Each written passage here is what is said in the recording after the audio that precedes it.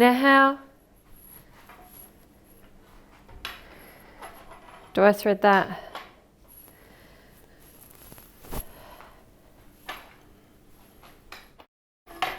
Okay, that's not how. It's not how you put this bar together. You can't.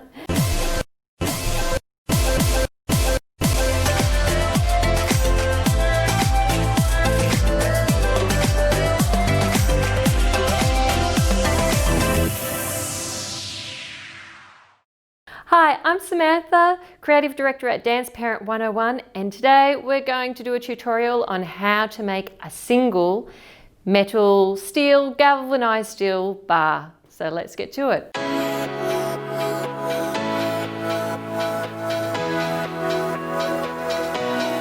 So your single ballet bar isn't that complicated. You've got an elbow here,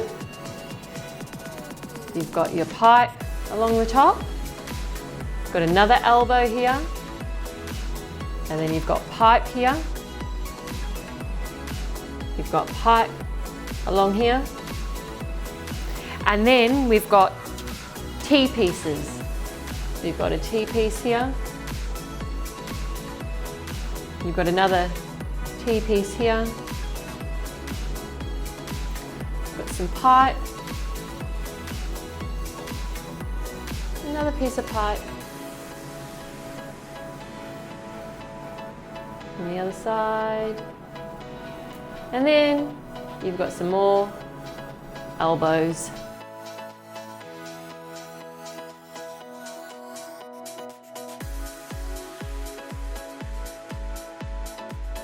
Oops.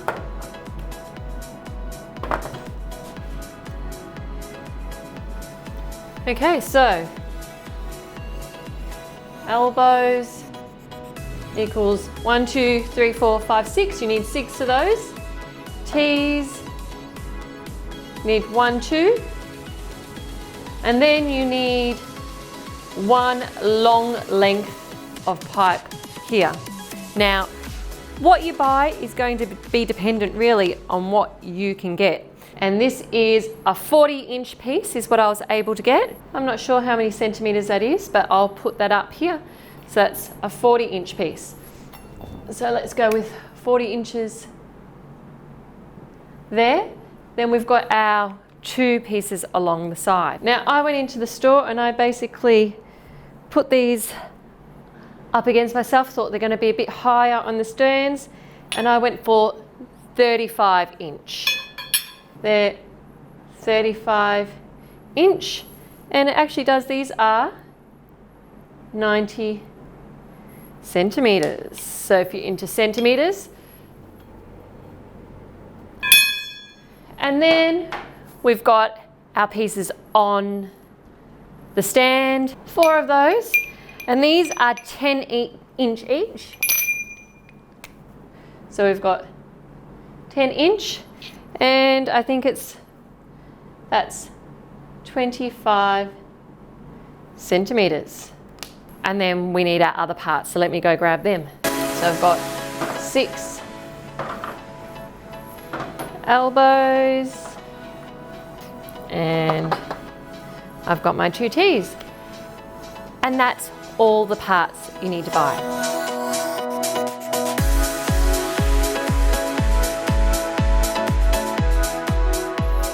So for the width of the pipe, I have gone with 3/4 of an inch, which is 20 millimeter.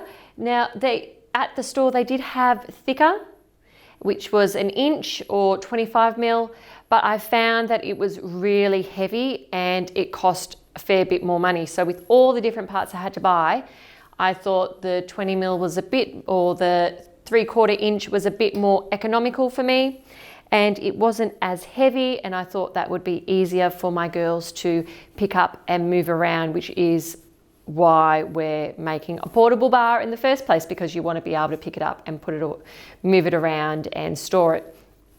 So I guess the next thing is, I've got all the parts. Let's get on to making it.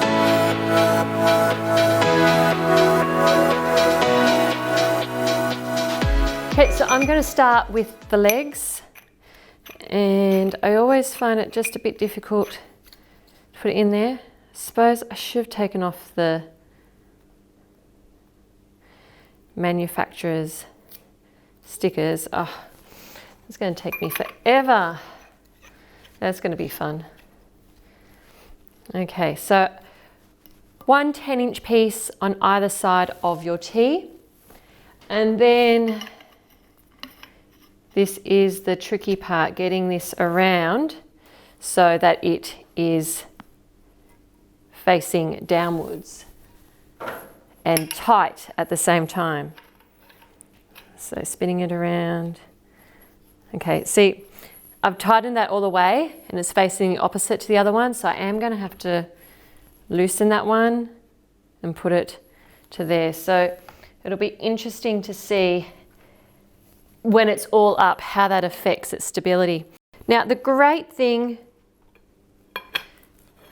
about galvanized steel bar is that, number one, the pieces come with all the threading. So at your hardware store, you're going to find these pieces come with all the threading. It's just like putting a jigsaw puzzle together, really. And we're going to put on an elbow.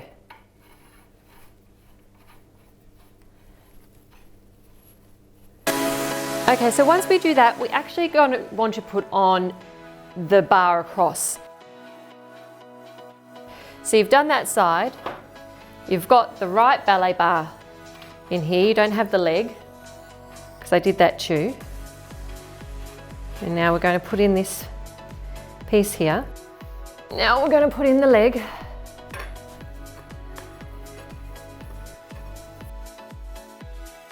And now we're going to put on this part.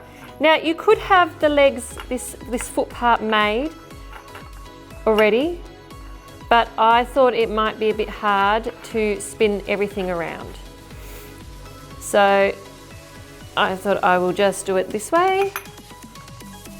Now I'm just going to rest that on my leg.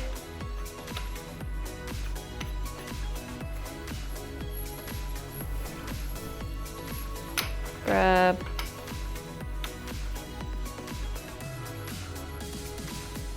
foot.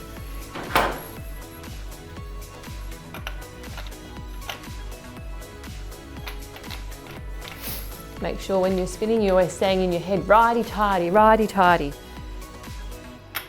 Lefty-loosey, lefty-loosey. Because when you spin them around.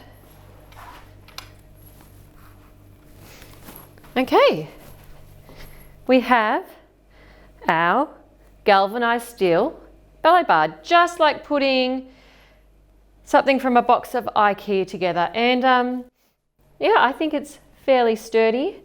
I don't 100% like the fact that some of the pieces aren't screwed 100%. And look, this bar can move. If this was something you really wanted to never use, you could glue the pieces in so that they never moved, or you could get a wrench and really make sure that you had tightened each piece to as far as they could go, making sure that they all lined up. But this is not the end of today's tutorial, because I have a different set of feet that I want to show you. To flange or not to flange, and to use a T or to use a cross. After I show you how to make this bar, I go over a few different ways that you can do the feet and what you should use and what you shouldn't use, and which one's best.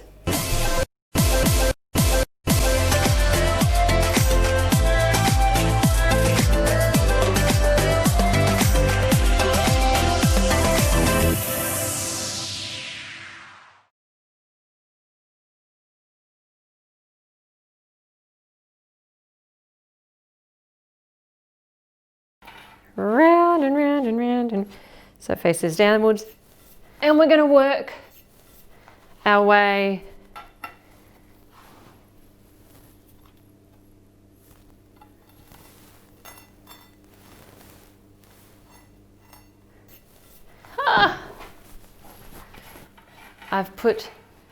I said that this was going to be simple. I've put the leg on. This was meant to be simple.